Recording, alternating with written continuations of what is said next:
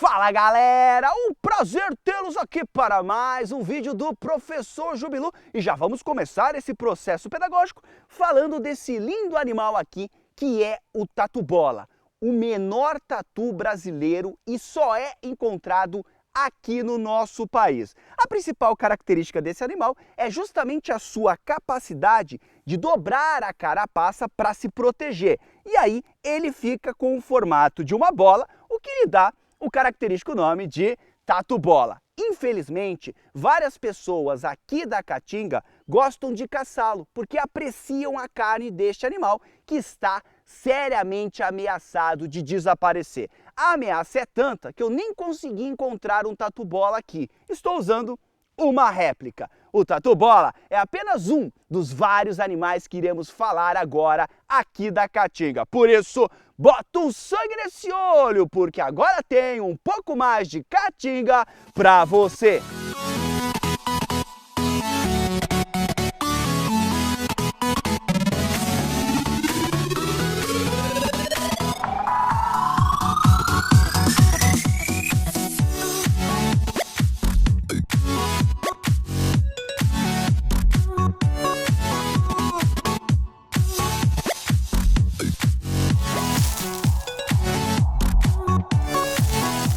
A biodiversidade de animais aqui da Caatinga é extremamente alta. E um outro detalhe, muitos desses animais são endêmicos, só são encontrados aqui. E eu queria agora aqui fazer uma vírgula para falar justamente sobre isso, sobre o endemismo. Ou seja, a Caatinga é importante porque tanto as espécies de animais e também de plantas apresentam muito endemismo. Muitas das espécies destes seres vivos só são encontradas nessa região.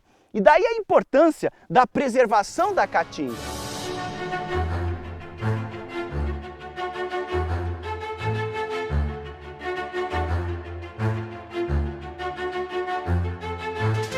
Assim como as plantas, os animais também precisam de adaptações para conseguirem sobreviver no local em que tem um período muito grande de seca e um período muito curto de chuvas. A primeira adaptação que eles podem ter é a capacidade de consumir os alimentos de uma época e da outra. Os saguis fazem isso. Durante as chuvas, eles gostam de pegar as mangas ainda verdes e comê-las. E aí as sementes são descartadas. Na época da seca, eles voltam para o mesmo local para comerem essas sementes que eles tinham descartados. Você também pode ter um ciclo de reprodução bem rápido, aproveitando só o período da chuva. Então muitos animais vão colocar seus ovos, vão ter seus filhotes em 3, 4 meses. Para quê? Para conseguirem aproveitar um aporte maior de alimentos. Outra adaptação que podemos ter aqui também relacionada aos animais é a capacidade de migração. Começa o período de seca, vários animais se deslocam para um local em que tem um aporte maior de chuva, para as regiões de serra e até mesmo para outros biomas, como é o caso da Amazônia e da Mata Atlântica, que fazem limite com a Caatinga. E ainda, se não der para correr, se você tiver que passar o período de seca aqui, você pode entrar em período de dormência, você pode se enterrar, como é o caso de vários anfíbios que gostam de fazer isso, e aí esperar um momento de maior umidade para voltar à vida e conseguir fazer todas as suas atividades. Os animais mais numerosos aqui da Caatinga, claro que são os invertebrados, como as formigas e as abelhas, que são importantíssimas para este bioma. Galera, olha o que eu acabei de encontrar aqui, uma formiga conhecida como Dinoponera. Isso aqui é uma das maiores formigas do mundo. Tem quase aqui, ó, 3 centímetros, dá quase metade do meu dedo e tem uma picada extremamente dolorosa. As formigas são extremamente importantes na dispersão de sementes aqui da Caatinga. Então, preservar esses animais também é fundamental para a manutenção das espécies vegetais deste bioma. Olha que bonitinha. Gente, que bicho lindo.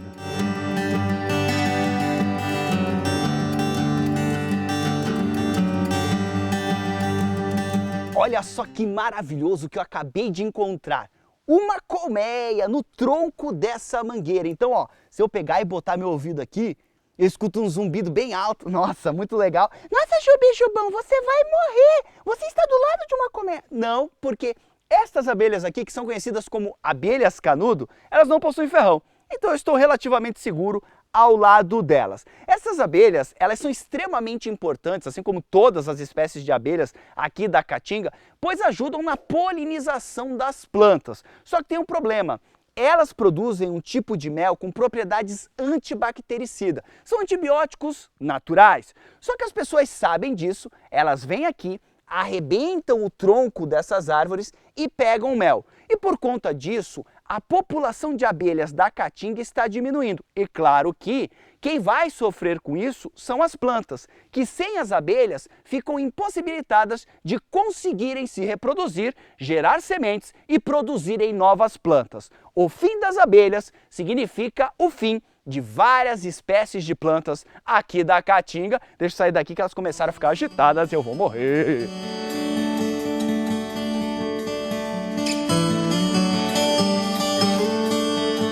Os peixes da Caatinga são um caso à parte. Isso porque eles precisam ter adaptações para o período de seca. E na Caatinga, o período de seca para os peixes é coisa séria, já que vários rios, como esse que está aqui atrás, isso aqui nem é um rio, é um riacho, eles secam. Então, isso aqui que você está vendo agora só existe porque eu estou aqui na época das chuvas. Se eu voltar daqui a uns 3 meses, isso aqui não vai existir mais. Tanto que a gente diz que os rios da Caatinga, boa parte desses rios, são intermitentes, porque na estação seca eles secam e eles voltam a reaparecer na estação chuvosa. E os peixes precisam estar preparados para esse comportamento. Uma das estratégias que eles usam, que eu acho muito interessante, é colocar os seus ovos numa estação de chuva e esses ovos, o embrião dentro desses ovos, ele vai se desenvolver lentamente.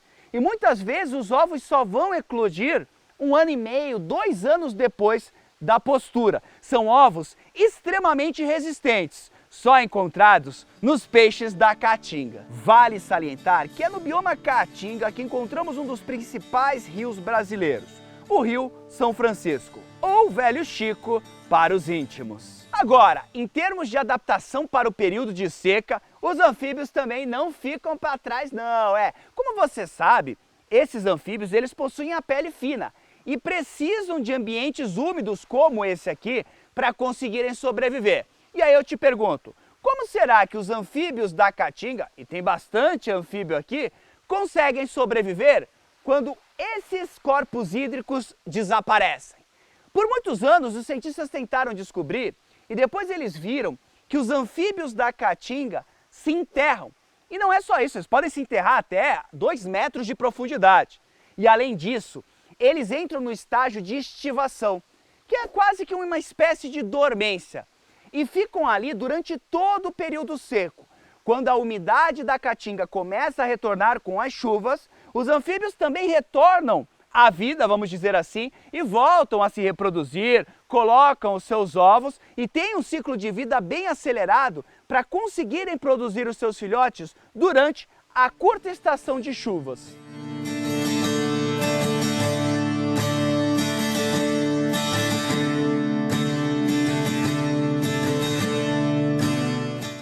Interessante é que o time aqui na Caatinga ele tem que ser muito preciso. O que é time, Jubilu? Você precisa colocar os seus ovos no momento certo. Porque, por exemplo, se você postar ele numa época errada, eles podem ficar muito tempo expostos à seca e ao calor. E aí serão destruídos. Por outro lado, se os seus ovos ficarem muito tempo expostos, na época que começam as chuvas, os animais retornam à sua atividade e você tem que lembrar que esses animais estão famintos. Então, se o teu ovo estiver ainda lá dando sopa, eles serão comidos e aí você não vai conseguir produzir os seus filhotes. Então, todas as espécies aqui, na hora da reprodução, elas têm que calcular, quando é que vai chover, quando é que vai começar a seca, quando é que os animais vão estar com fome, quando é que eles não vão estar em atividade. E aí, calculando tudo isso, você vai ver qual é o tempo correto para postar os seus ovos. Se errar, já era. Agora, vale salientar que este cálculo é instintivo, né? Nenhum animal consegue prever que horas que vai chover, que horas que vai ser a seca, mas ao longo da evolução, estes animais foram programados, por conta de todos esses problemas, a colocarem os seus ovos e se reproduzirem em determinadas épocas do ano, levando em consideração quando está chovendo e quando não está chovendo. Em relação aos répteis, a biodiversidade aqui na Caatinga é bem alta com relação a estes animais. Só para você ter uma ideia, a quantidade de répteis encontradas neste bioma é praticamente a mesma da quantidade encontrada em toda a Europa. E o mais legal é que aqui na Caatinga, estes animais ficam ativos durante o ano todo. Ou seja, tanto no período seco quanto no período de chuvas, você vai ter praticamente a mesma atividade dos répteis. Por quê? Estes animais conseguem ficar muito tempo sem beber água. E o mais legal é que quando você está andando aqui pela Caatinga, você vai caminhando na trilha e aí você vai vendo os lagartinhos correndo, porque eles ficam nessas rochas justamente se aquecendo, tomando sol. Porque, como você sabe, os répteis não têm a capacidade de manter a temperatura do corpo constante. Galera, acabei de encontrar uma serpente aqui, ó, no meio dessas bromélias. Uma serpente negra, não dá pra ver direito o que que é. Deixa eu ver se eu consigo pegar. Aqui, ó. Olha ela aqui, ó. Olha lá, aqui, ó. Aqui, ó. Cadê? Tava aqui? Cadê? Cadê? Já correu tudo isso? Aqui. Olha só. Caraca. Agora não sei levantar. Ela tá ali. Porra, rápida, né? O barulho achei tá lá atrás. Já se mandou. Conseguimos pegar. Fugiu.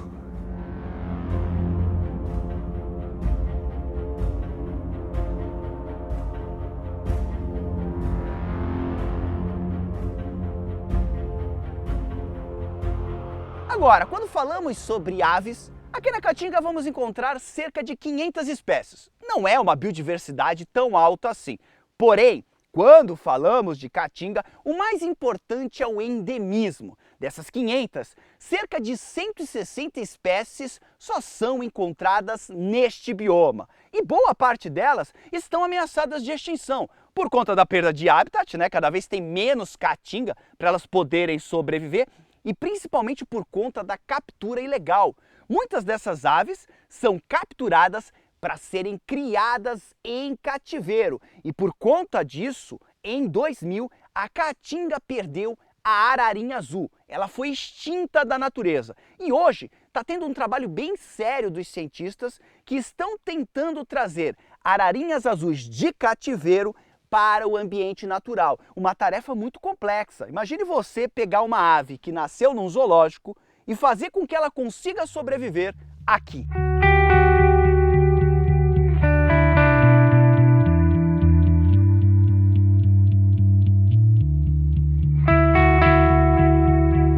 O mocó é um dos animais símbolo da Caatinga, um herbívoro importantíssimo na disseminação das sementes de plantas de várias espécies. Infelizmente, a carne desses mamíferos é muito apreciada por algumas pessoas que os caçam sem dó. Agora, quando falamos de mamíferos, a biodiversidade já é bem mais alta do que a de aves. Cerca de 19 espécies de mamíferos são endêmicas e boa parte delas, para variar, também estão ameaçadas de extinção. E um detalhe interessante é que elas estão ameaçadas de extinção por conta da caça.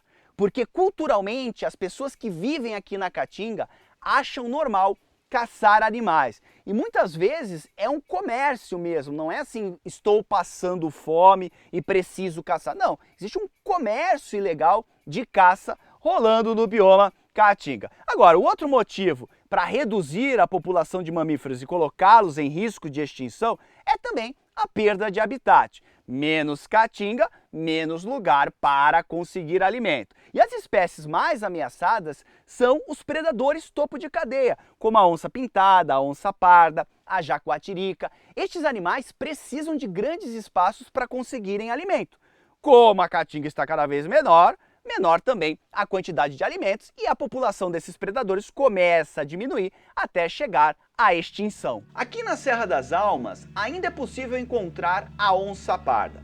Essa armadilha fotográfica conseguiu capturar o exato momento desta onça marcando o território. Aqui, mais um flagrante da onça parda deixando um sinal para dizer para as outras onças que esse território já tem dono.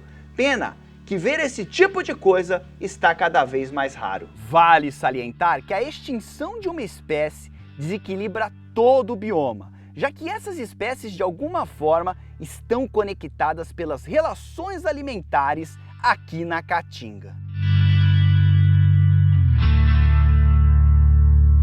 Assim como todos os outros biomas brasileiros, a Caatinga também sofre com a devastação desde o período colonial, onde várias atividades econômicas se desenvolveram nessa região. Só para você ter uma ideia, de toda a vegetação original, só restam agora 53%. Então quase metade da Caatinga já foi de alguma forma alterada. Vale salientar que essa é uma região muito abandonada pelo poder público. Embora os políticos durante a campanha gostem de falar sobre o sertão nordestino, pouco se faz para a preservação deste bioma e principalmente para o desenvolvimento de atividades sustentáveis para as pessoas que precisam dele para sobreviverem. Vale salientar que essa destruição, ela continua. Então, o desmatamento neste lugar ainda é bastante acelerado, principalmente para o desenvolvimento da pecuária e de monoculturas. Temos que lembrar que a monocultura do algodão, que foi desenvolvida até pouco tempo atrás aqui no Nordeste, destruiu grandes áreas de Caatinga. E também nós temos o desmatamento para a utilização de madeira, utilização de carvão. As pessoas aqui no interior do Nordeste ainda cozinham muito com o fogão a lenha, então se extrai muita madeira da Caatinga para geração de energia doméstica. E claro, aí temos que pensar, quando o preço do gás sobe, o que você acha que acontece aqui com o desmatamento? Ele aumenta, porque as pessoas começam a utilizar mais o fogão a lenha. Vale salientar que o solo aqui da Caatinga, ele é raso, ele é muitas vezes arenoso, ele dificilmente consegue armazenar água. Isso quer dizer que depois que você desmata uma região, é extremamente difícil você conseguir recuperá-la. Tanto é que nós temos várias áreas aqui da Caatinga passando pelo processo de desertificação. Existem até municípios inteiros que estão passando por isso, que nada mais é do que quando o solo perde as suas propriedades nutritivas e aí você não consegue plantar mais nada ali. Isso acontece pelo uso incorreto deste solo. Então as pessoas vão lá, tentam desenvolver alguma atividade, pecuária, agricultura, não sabem como fazer isso, usam de maneira incorreta e aí depois o solo se desgasta, perde toda a sua capacidade produtiva e a região vira um verdadeiro deserto. Temos que lembrar também que aqui a caça e o tráfico de animais são atividades relativamente comuns. E você sabe que os animais são extremamente importantes para dispersar, para espalhar as sementes das plantas. Sem animais, as plantas vão ser totalmente prejudicadas. E claro que aí você tem uma redução na biodiversidade vegetal e não apenas na biodiversidade animal. Até estavam me contando uma história aqui de como essa caça é cruel, de um tamanduá, que os caçadores entraram aqui na Caatinga, eles cortaram a árvore, porque esse tamanduá estava em cima da árvore, e aí a primeira coisa que eles fazem é cortar as patas do tamanduá por conta das garras, que é como ele usa para se defender. Então realmente são atividades ilegais, cruéis e que estão colocando em risco a biodiversidade da Caatinga.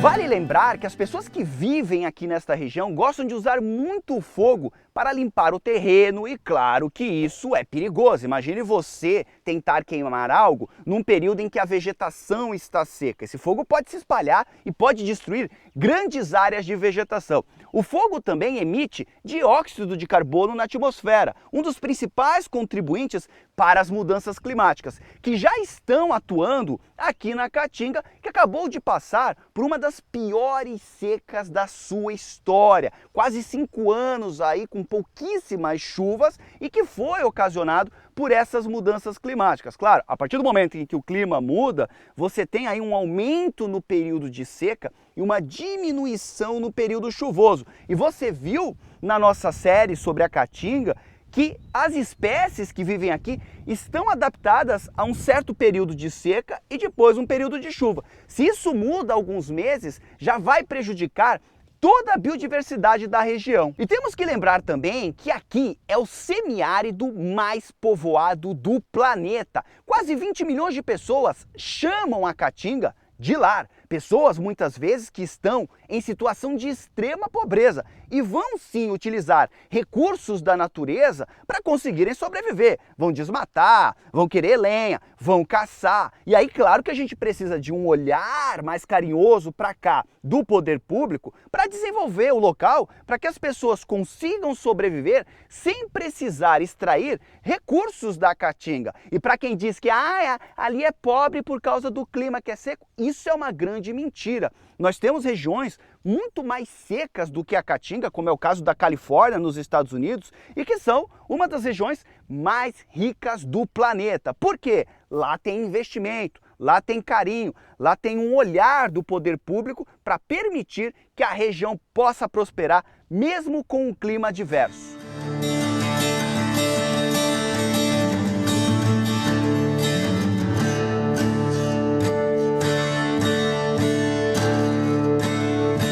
Então, já está mais do que na hora de parar com o preconceito e percebemos o quanto é importante a preservação da biodiversidade da Caatinga. Proteger esta região é proteger os rios, é proteger os animais, é proteger as plantas e principalmente proteger a nossa história e a nossa cultura. No mais, desnecessário dizer que foi um grande prazer estar aqui com você.